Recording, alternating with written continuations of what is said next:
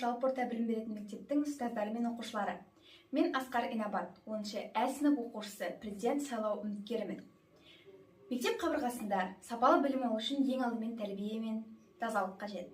Егер де мен президент болатын болсам, ең алдымен мектеп қабырғасындағы тәрбие мен тазалықты бірінші орынға қойып, қатаң қадағалар едім. Екіншіден, ол әрине сапалы білім. Мектебіміздің білім сапасын жоғарылатуға, үшіншіден, патриот, ұлтжанды оқушылар тәрбиеленуіне өз үлесімді қосамын. Заманауи тұрғыда сабақтар мен әрбір күндерімізді тематикалық күндерге толтыруға сөз беремін. Егер де менің осы іс-шаралармен жұмыстанғанымды қаласаңыздар, маған дауыс беріңіздер.